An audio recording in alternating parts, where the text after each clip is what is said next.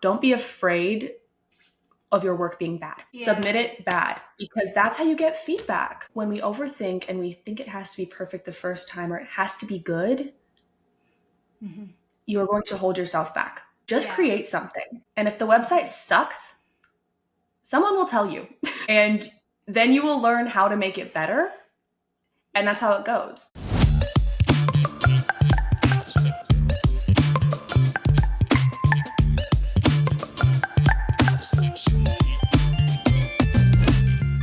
What's up, everyone? I'm Liz Hunt, and this is the Agency Rocket Show, where we talk about the chaos of running a creative agency. You may have noticed, probably, that there's no Chelsea Poppens, and it's because she's on maternity leave right now. She had a little boy, and his name is Tyson, and he's so cute. We've been getting lots and lots of updates. And so instead, we have been able to have lots of other fun guests on the show. And last week we got to talk with Keaton Haynes, one of the other people that works with us here at DayCloud. And this week, we are so excited to get to talk with one of our designers. And her name is Maren McDaniel. Welcome to the show. Hi, I'm so happy to be here.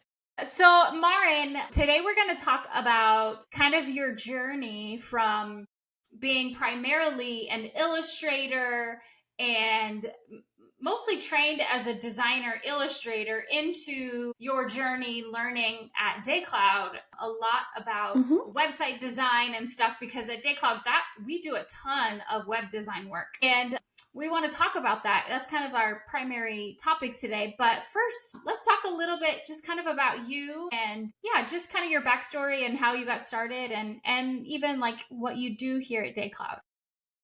Yeah. So I guess my official position is I am a junior graphic designer here at DayCloud. So pretty much anytime we need something to look really pretty, it goes to me first, and then I send it to you to review. That's the easiest way I can explain it, because what we do is we have such a diverse range of projects and types of projects. People always ask, oh, you're a graphic designer, what does that mean? And I'm like, yes. Like, what do you make? And I'm like, yes. What do I make? Yes. Like everything. All of it. We make all of it. All of the things. Absolutely. Yeah. So that's kind of my official position. I started out at DayCloud about almost 2 years ago now. Actually, wait, it's November. This is 2 years. Oh my gosh. That's crazy. Oh, that's so exciting. I love it. That's crazy. Wow, I didn't even think about that. 2 years this month. Yeah, I went to Metropolitan Community College and I got a degree in graphic design. Well, the official degree is a really long, pretentious name, I think, but my specialty is in graphic design. It's like digital interactive media arts or something. DEMA, if you're a Metro girl, you get it. DEMA. They call it DEMA, yeah. So DEMA program covers all of the different sort of design specifications. So you can do graphic design, web design, UX, UI, etc. I chose graphic design because, I don't know, ever since I was young, I always liked to draw. I always liked to paint. I always liked to do crafts. Anything creative was always where I had a tendency to lean towards with my hobbies and free time. So I figured, I want a job. I need to make money. What can I do that's creative that will be stable enough to continue in the future? Because being a painter is really hard. It's hard to get into that. It's hard to break through that starving artist phase. And I think also I struggle with doing painting. I've done painting commissions as work. And when it becomes work, it kind of saps my creative energy. Whereas graphic design, like design and art are so... joy of it. Yeah, it did. I didn't love it anymore. Yeah. Whereas graphic design's kind of, design and art are so different. And design, because it's specifically for, you're designing something not for yourself, but for other people and for a purpose or to convey a message. It's like two different parts of my brain entirely. So I found that to be kind of my direction. I think you might have been the only person on the planet who would say that design and art are two different parts of your brain. Well, okay. I mean, they're very intertwined. They're very intertwined. But you know what I mean? Like when I'm painting my silly little paintings of kind like of. a frog playing guitar, I'm not trying to like, okay, what is my target audience? How do I lay this out? I'm just kind of like, ooh, paint, la la la la la. Yeah. Whereas Yeah. with design, it's like, okay, it's a lot more thinking. It's a lot more left brain for Strategy. being Yeah. artistic still. Yeah, it is. Yeah. So it's kind of a Yeah. different, maybe not I different, but just, it's an additional. yeah. I just love that you said that. But it's true. Because, That's just how it well, works. yeah, it is. Because design, the whole idea of design is that there's strategy behind it and there's purpose Mm-hmm. and intention behind it that's Mm-hmm. more than Mm-hmm. just an expression of self. So Absolutely. it's great. Yeah. Yeah. That's just how it doesn't sap the expressive part of myself. So I still have the energy to create for Yeah. myself later Yeah. is kind of how Yeah. that works. But yeah. I love it. I got hired. Yeah. Thank you. I got hired at DayCloud because a previous employee reviewed my portfolio at Metro, so final class portfolio. Mm-hmm. Later, kind of, I got an email that was like, "Hey, I want you to come meet my boss, Liz." So, and then I came and met you, and Yeah. I showed you my portfolio, and then Mm-hmm. the rest is history. Now I'm here. Well, we didn't hire you right away. No, So you didn't. that's kind of, yeah. So we met you. I saw your work. Mm-hmm. I always have had a propensity for like illustrative type of work Mm-hmm. because I believe very much in like hiring people that are complementary strengths to mine. So Mm-hmm. my style of design and strength is like very, and you are finding this out very Yes. much, aren't you? Yes. That it's very like Swiss design. It's very bold and Mm-hmm. blocky and strong and typographic Yes. heavy. I specifically seek out designers who have the exact opposite style that I do so that we can handle a wide range of projects and so that that kind of that old adage of like iron sharpens iron so that we can make each other better. Yeah. You know, so that I can come at it Absolutely. from this angle, you can come at it from this angle, and we can Mm-hmm. together work on projects to, you know, really make something visually striking, right? Because we have two very different styles. So we didn't hire you right away. No. You were very green, fresh out of, were you still in school at the time? No, I had Okay. graduated because that, let me think about this. Hold on. Maybe? Yeah, maybe you No, had. it was that summer. That first interview was that Okay. interview was that summer. So Okay. I had graduated in May Yeah. and I had gotten that email like in June or July or maybe Okay. August. I think it was July because then the Yeah. next time you called me back was, yeah, I think it was about July. Yeah. Okay. It's not. Okay. I don't know. Yeah, I don't remember the time. I'm not good with time. I have no concept of time, so I don't really remember. But I think it was about 6 months before I actually heard from you, Yeah. give or take. Yeah. Yeah. Okay. So anyway, so we met with you. I loved your work. Your illustration chops were like on point. Thank you. But it was more of just like, hey, I want to keep you in the queue until until something arises, till an opportunity shows up. And then it was great because a few months later, we did have an opportunity. Yeah. And so I called you and we started with contract work. Yes. Yeah. Which was nice. That way we could kind of test each other out a bit and then see if we liked each other. And we did. Yes. And we do. Yes. I love you. Totally. And it was kind of nice too. I had. I'm sorry. Go ahead. I was just going to say, because I didn't go get another job because I had a whole bunch of like family health stuff happen. So I kind of was home to like helping my parents with that, which was chaotic, but that means I was kind of busy. So I wasn't really, it's not that I wasn't looking. I just was not super focused on finding a job at the moment. And then kind of right when it hit a point where they needed a little less help was when you emailed me. Like it was such a good coincidence of time because it just worked out so well. And I also needed a Good. distraction after months of chaos in my house. So it was really great timing. Yeah, that's great. I'm so glad. Well, it was perfect. Let's talk a little bit about kind of like why we're actually here to talk, which is back on topic. You learning and growing in the web design sphere. Mm-hmm.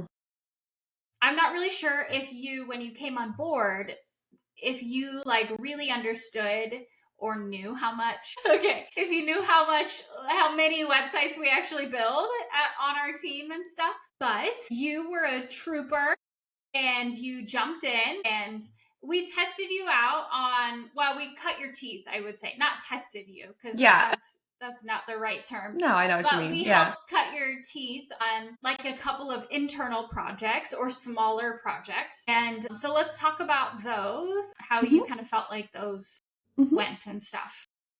Yeah. So I remember you saying like, how would you feel designing a website? And I kind of, not that I'm against web design, I just have always struggled. Like it never came naturally to me the way that illustration did. I kind of was afraid of it. And so I avoided it a little bit because I don't like being not good at something immediately. Always kind of avoided it. And I only had in school for my degree, because I did the graphic design specification and not web design, I didn't even have to take a UX UI class.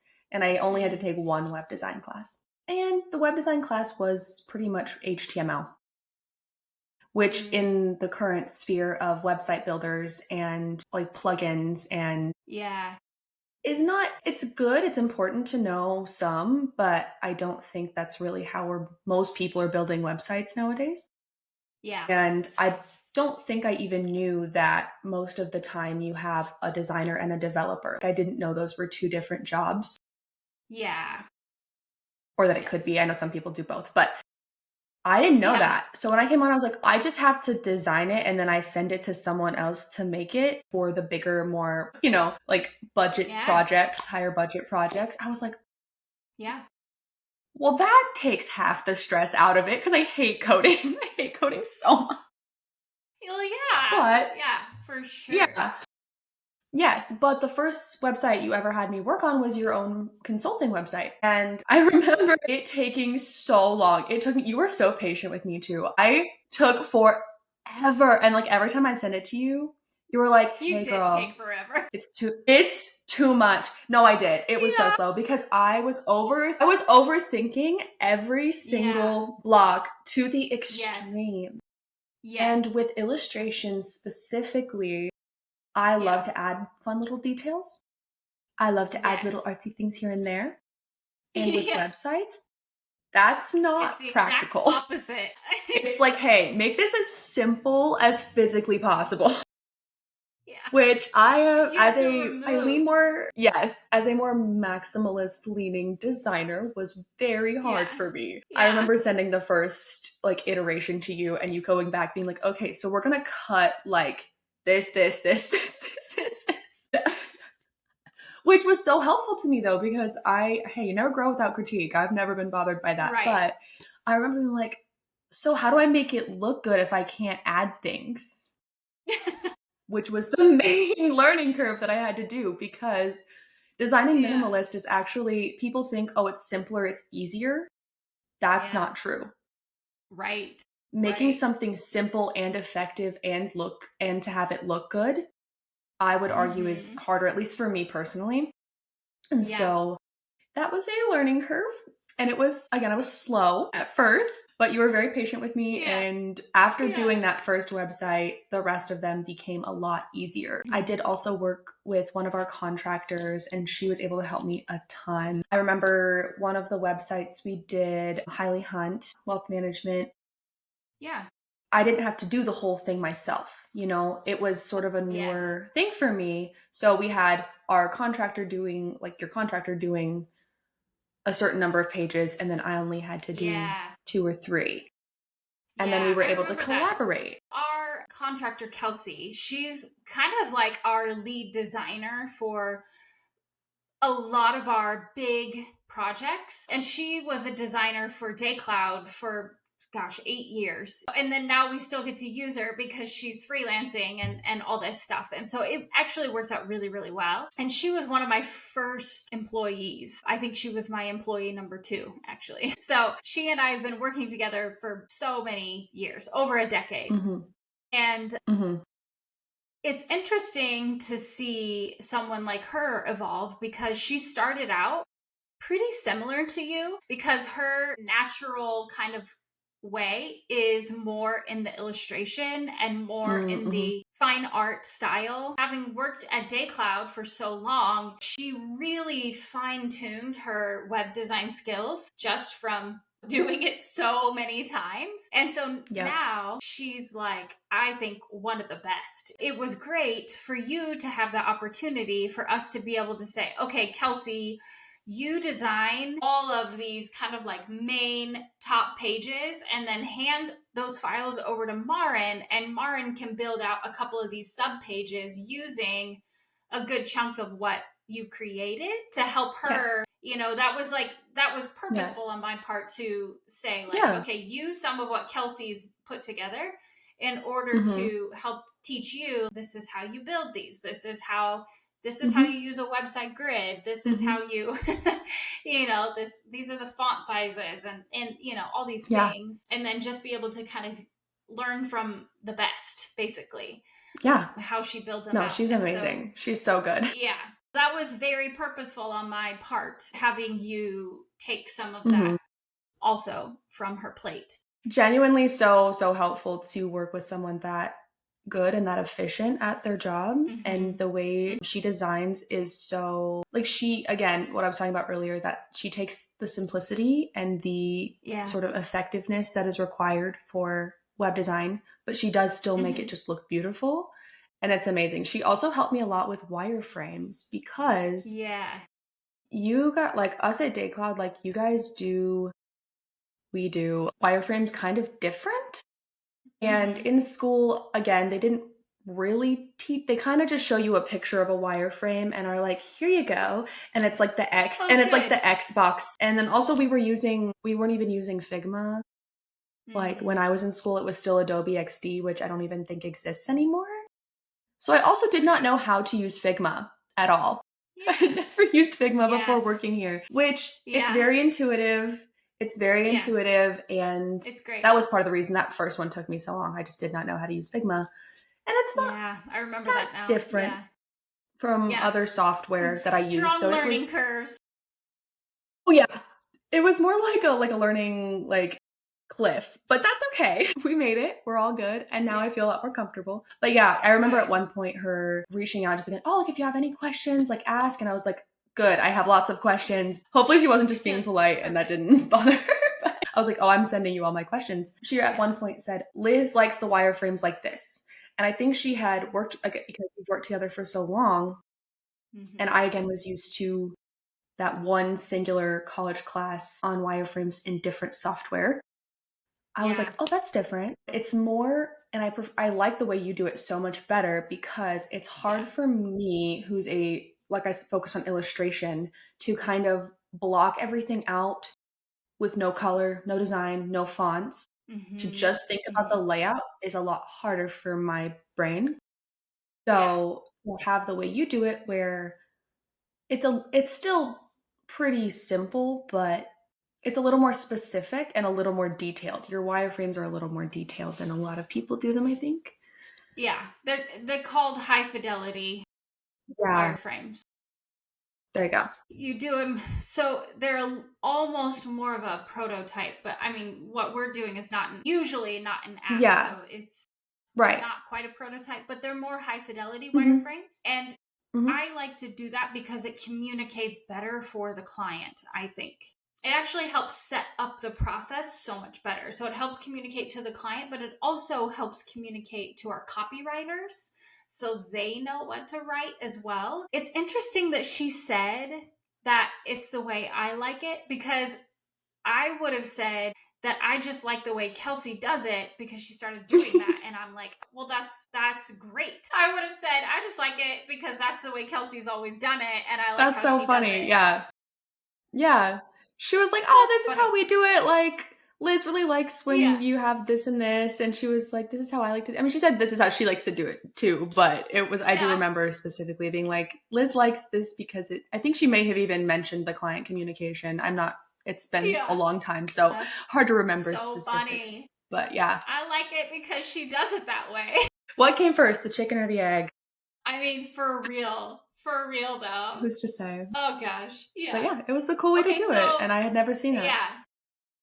So then whenever you're thinking about kind of the process of building a website design, what are some of your like favorite aspects? Because you were an illustrator, but then you've had to learn how to design for the web, going from being such a maximalist to learning how to not do that. What have you like learned are some of your favorite parts about it? Yeah, I will say I did enjoy the challenge of figuring out how to lay out individual sections. I think my favorite part is actually figuring out the colors, because my inclination is to use a lot of colors. I want to use all of the colors. Yeah. And when you're building a website, again, it's not practical for building the site, and usually it's kind of overwhelming to the viewer. I'm learning to kind of condense things down and use a very, like, you have a secondary palette, but for the actual site itself, laying out those color blocks and kind of figuring out how it will lead the viewer. I would say the secondary thing to that is website typography is so different. It's so different. Yeah. That was a learning curve for me, for sure. But that was fun for me, and now I love it. I love trying to figure out which font is going to fit the vibe best. I love figuring out sort of visual hierarchy. Because sometimes I would send something to you and you'd be like, so this needs to be way bigger, this needs to be way smaller, and this paragraph needs to be spaced way more because on a website it's different. And I was like, oh my gosh, I didn't even think about that. Like, those are things I didn't think about with an illustration background. Yeah, just kind of adapting those design skills in general, but specifically typography and just kind of color layout have been really interesting to me. And it's a lot more photo heavy too. That's another thing. Photography is very, very, very important. Yeah. For finding photos is the bane of my existence. Like, looking through stock, like if the clients don't provide something and I have to find stock photos, I'm like scrolling on our websites that we use for free stock photo. I'm like looking for 2 hours.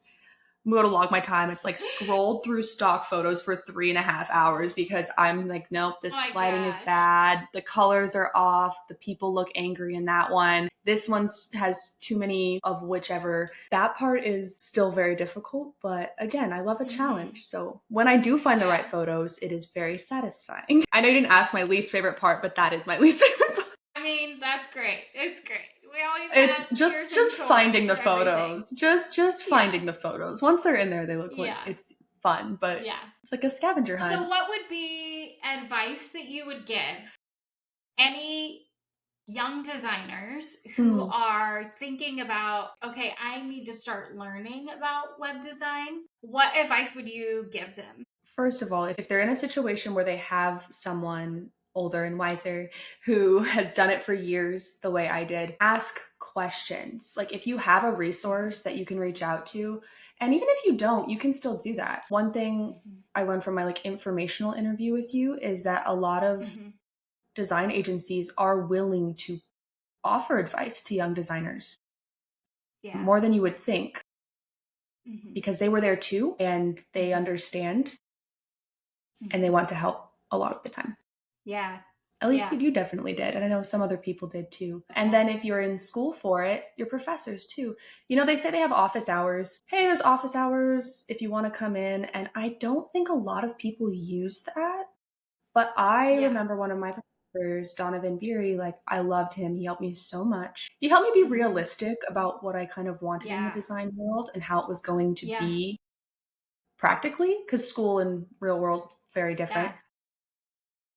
But my most productive times sometimes were not actually the class, but when I went in one-on-one during his office hours to get extra critique or to ask questions. Or one time I was out of town, so I had to come in, But when I did, I ended up just talking about other stuff and was able to learn about Yeah. his personal experience in the design world because he also Yeah. is a designer himself. Don't be afraid of your work being bad. Yeah. Submit it bad, because that's how you get feedback. I think some of us Yeah. are such perfectionists that Yeah. when we overthink and we think it has to be perfect the first time or it has to be good, Mhm. you are going to hold yourself back. Just Yeah. create something. And if the website sucks, someone will tell you.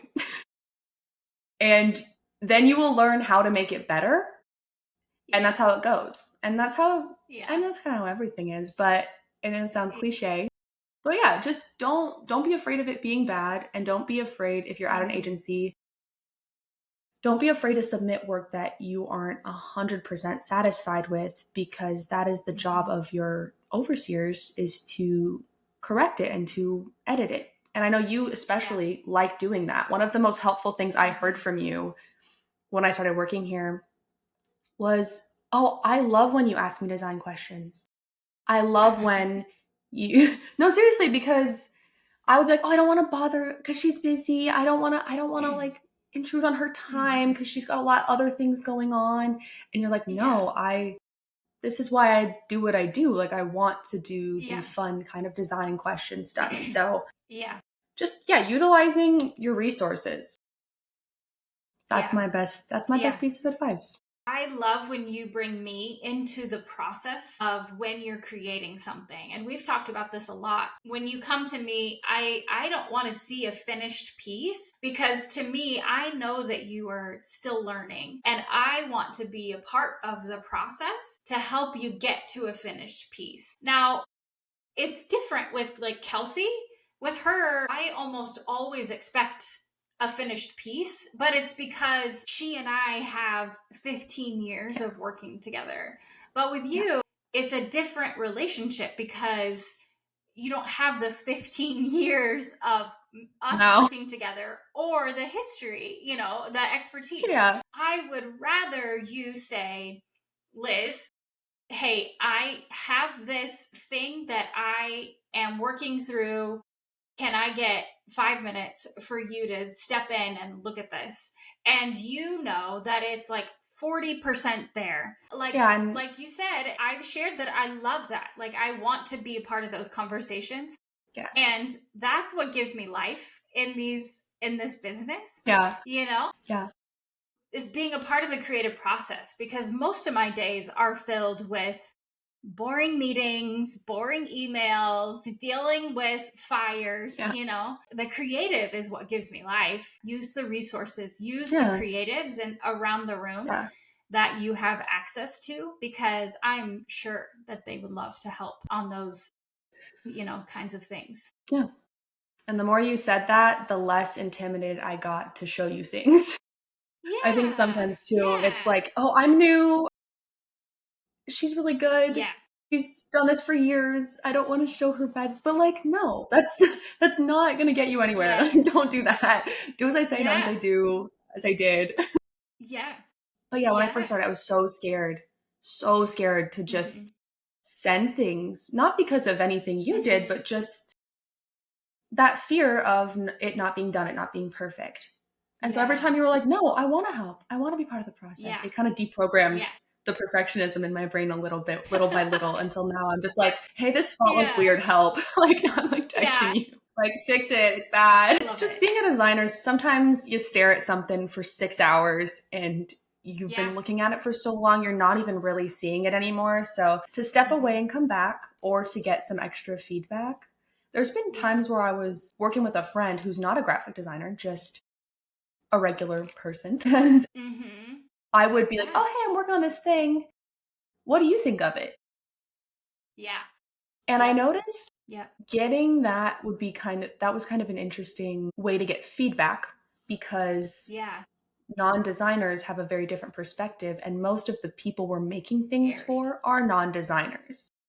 Yeah. I remember my dad works in construction, and I remember we were doing a logo for a construction adjacent business. And I remember showing him stuff, being like, what do you think of this as a construction person? And he was like this, I like this. And he was like, that's too complicated for construction, guys. They're not going to look at all that. And I was like, okay, very helpful. Or when we've done agricultural businesses, it's the same thing. I know we had Chelsea, who has some sort of adjacent background to that. Her dad is would be like, farmer.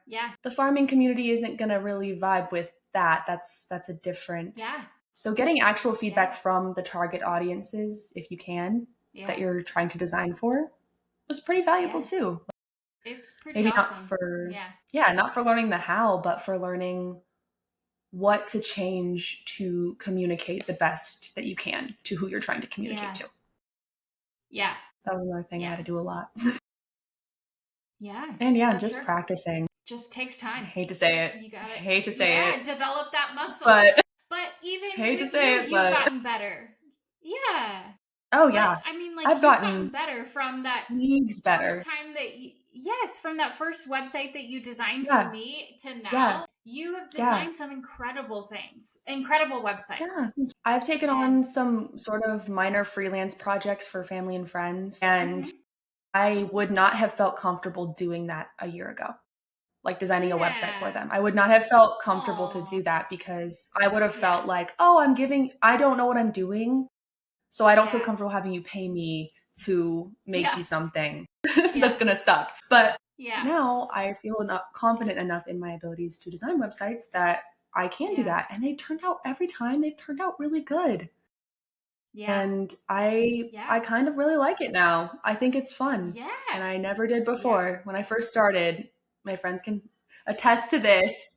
I would not ever complaining about you or DayCloud, but just be like, oh, web design is so hard. Like, why does this look ugly? I don't understand.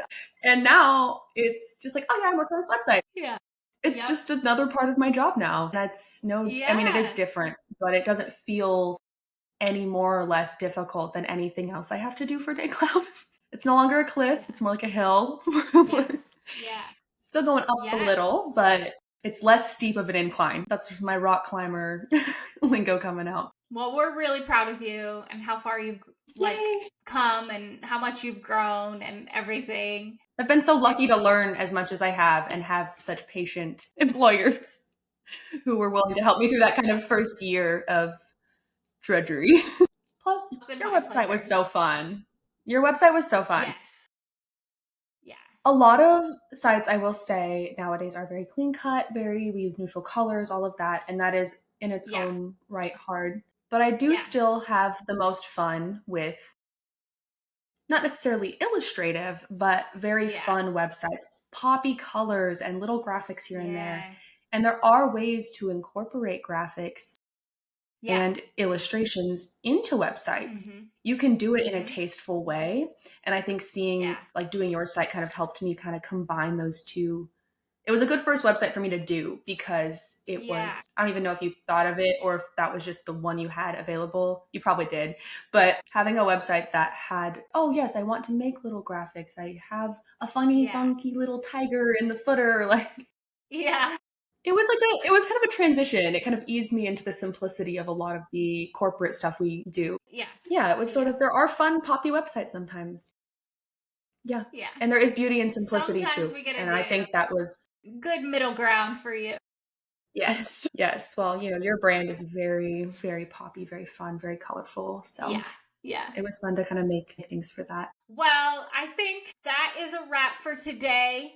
Thank you so much, Maren, for joining us. It was awesome. Yes. It's fun to talk through your journey. It's fun to talk through your journey, where you've come and how far you've grown, like I said earlier, and just get to have you on and chat and everything. If you liked this podcast, please like, share, follow. We would love to hear from you as well. You can visit our website, agency-rocket.com. Thanks for listening. Bye. Bye, everyone.